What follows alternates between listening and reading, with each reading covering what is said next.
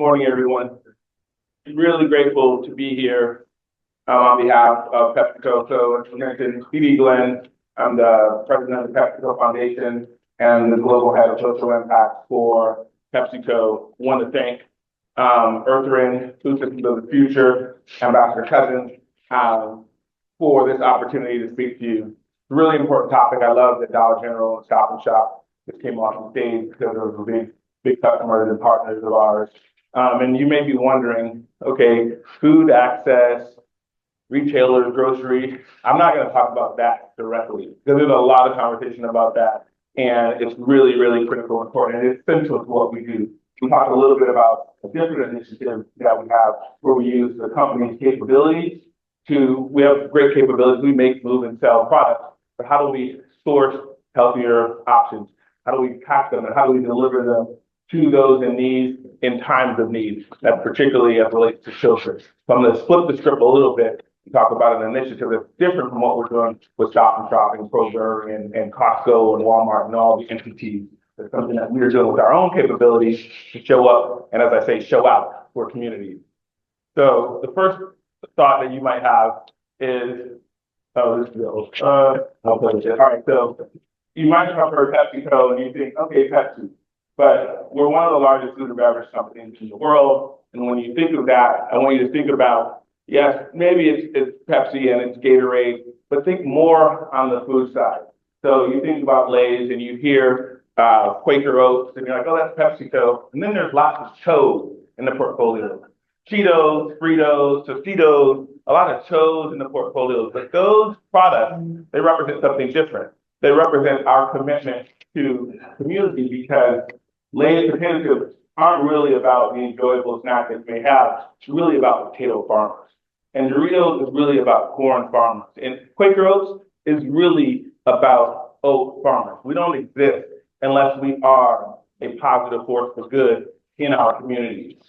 So when we think about positive choices, it comes across as the ability of us to really serve as this positive force for good for people and the planet. So in our agriculture, how we source the products that we actually make into great, nutritious, sometimes functional products. So agriculture is critical to that. And then the value chain. We know a linear value chain where you take, you make, you waste. We think much more about circular value chains, and the water that goes into our products is really critical, that we're talking about reducing and recycling and even remanufacturing. And so positive in actually how we make the products that we have. And then lastly, in terms of choices, we want to inspire with more choice and increase the access to more choices. So you'll see and you'll hear about the journey that we're on as a company. Not only put sustainability and human capital at the center of what we do, but the journey to think about positive choices, and that's less fat, less salt, less sugar in all of our products, more whole grains, diverse ingredients. So really on a real journey to think about positive choices and to be that positive force for good for people and communities.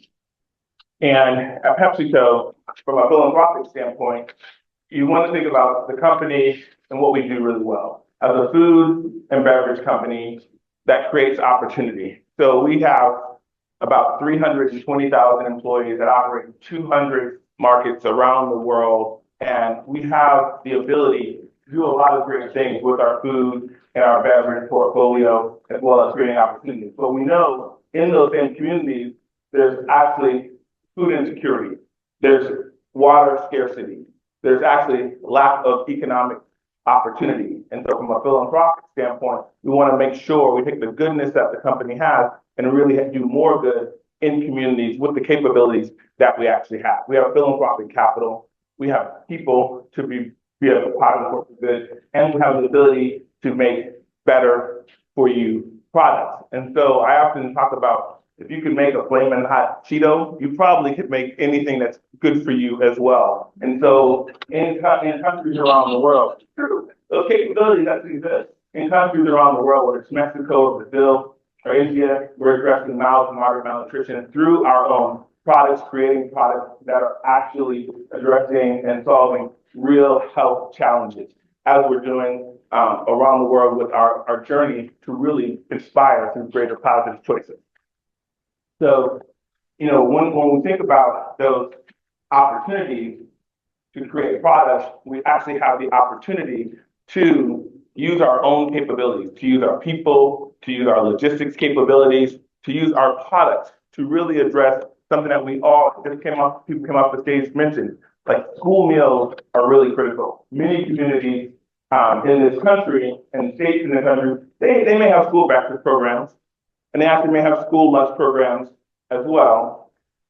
But when we think about the time that we enjoy, one of the scariest times for kids is about 2 o'clock in the afternoon. So 2 o'clock in the afternoon means you probably had your free breakfast.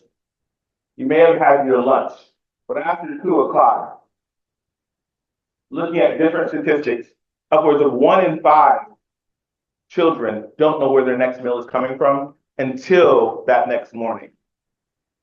So when we think about the times that we enjoy, let's think about things that, it's a holiday period, right? We're all really festive. There's something called holiday hunger because there is no school during these great holidays. We're DC, we're in DC, we're here, and we're thinking about, okay, it's Friday. Friday, I don't know to some of the younger folks, to some of the younger Friday at about 5 or 6, where are you guys gonna be? Happy hour, right? That happy hour. That happy hour is not a happy hour if the last meal you had was maybe at 12 o'clock and you're 5, 6, 7, 8, 9, 10. It's not a happy hour at 7 o'clock on a Friday evening. You may not know where your next meal is coming from until 7 a.m. on Monday. And so using the capabilities of the company, we've been able to create an initiative that we call Food for Good, where we actually use our own capabilities to source nutritious meals, to then provide them to after-school programs, and also on weekend programs and summer programs, and real strong partnerships with USDA and many food hunger addressing nonprofits in the U.S. So using our capabilities as a company to actually be that positive force for good. Again, doing the things that we do with retailers and groceries, but even with our own capabilities, doing more good for more people. I want to tell a story really quickly. We do this as a company, and we have a number of colleagues who actually do this for a living. That's their job. They work at PepsiCo, and they actually don't make anything, and they don't move things in the same way to grocery stores, and they don't sell. They actually are truly servant leaders. And the interesting thing about this, 26 cities throughout the U.S. where we're delivering these meals, is the people who actually do the work, guess where they're from? They're from those same communities. And so you talk about the effective ways in terms of development, in terms of social challenges and problems. We talk about we want to be local, right? Proximate leadership, proximate to the people and the challenges they're facing. Our staff at the PepsiCo Foundation that work on these issues, they live in those same communities. They're talking about leading solutions from one of the leading food and beverage company, and they really have lasting change because they're entering into real relationships with those communities and with those schools. So I want to tell a story. I won't tell a story. I'll think about, what we learned really in kindergarten. Most of what we know we learned in kindergarten, right? Sharing is caring. Things like standing in a straight line. But, I was at the airport at 6 o'clock this morning, and some people weren't standing in a straight line, but they didn't learn any kindergarten, but it's there. But there's also show and tell. You guys remember show and tell? All right, so I've told you a lot, but I'm going to show you a little bit of what we do in the Food for Good program. And one of the leaders who's from the community, who's now on our team, who's really making a difference through PepsiCo's Food for Good program.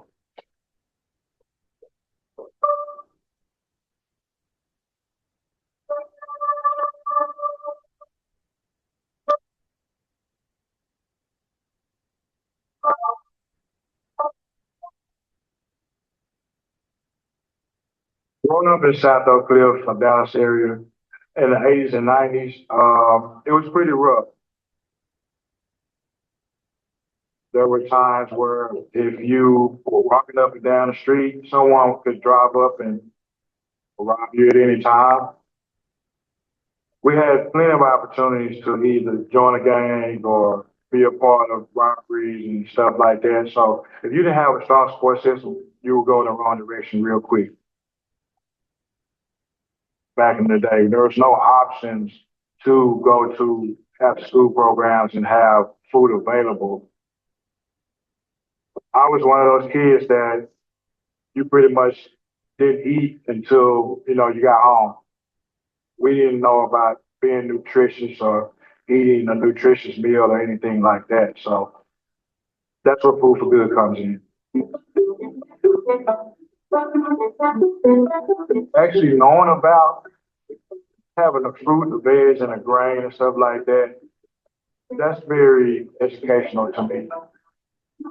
When I got here, we were serving 15,000 kids a day.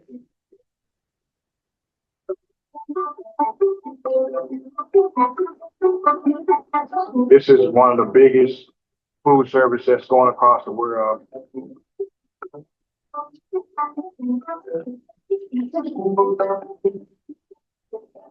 Over 800 million people out here that's just sitting without meals.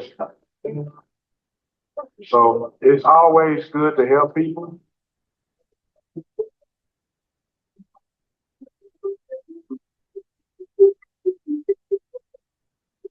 We have a responsibility to continue to do what we're doing, but also be innovative. To go out and procure more product and look for different ideas, get ideas from the kids, get ideas from the sponsors. We do have a responsibility to improve at all times and not get complacent.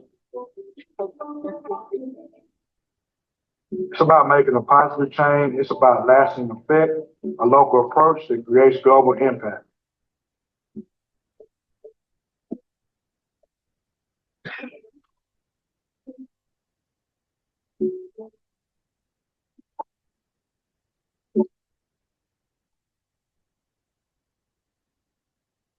So I thought it was important, that's me or the AB. But I thought it was important to show that, to tell you about it, but also to show you because this is personal to so many people. It's personal to us. It's personal to communities who feel and see the lack of access to those nutritious meals and the availability of them. And so Bobby's story is not unique to Bobby, but the reality that he's able to work with a company that really sort of sees itself as a positive contributor. Again, this is an opportunity for us to show our commitment in a very different way. And we have a number of examples of what we're doing with retailers, but I also thought it was really critical to use this opportunity that Food Systems of the Future afforded me and GW Food Institute to really share that there's even more that can be done outside of what retailers are doing. Companies themselves can actually show up in unique ways, and that philanthropic capital, that capital patient, that capital that really is flexible, that capital that can be used in different ways to be catalytic is really important. And so this is the way and an important aspect of how you think about philanthropy, but also social impact in a company. Using our logistics capability. We've been all over the world. A lot of you have traveled. There's no place on the planet that you haven't found our brand or another brand, our water or another brand of water. And if we can get our products to the far-reaching places of the planet, then we can, in our own community, get children access to food on a daily basis. Not asking someone else to do it, but through our own capabilities. So leveraging our people, leveraging our products, leveraging our logistical capabilities. And so we do write checks, but we also want to make change. And at the foundation, we're trying to make change with and through you and with and through organizations and the communities that we serve. So thank you for the opportunity to share a little bit something different than this blue or black can of soda that you think of when you think of PepsiCo or that bag of chips. Again, the chips are about not what's in the bag, it's where they come from. So that's about people and communities. We don't care about these issues because they're fly by night. We don't exist without thriving communities. We don't exist without farmers. We don't exist without communities that are thriving because they won't be there to buy our products. So we need to serve them better. And again, we want to inspire them with the positive choices that we're committed to on this journey of zero hunger, but also to make more nutritious food available through the capabilities that we have. So thank you for the opportunity and thank you for being here.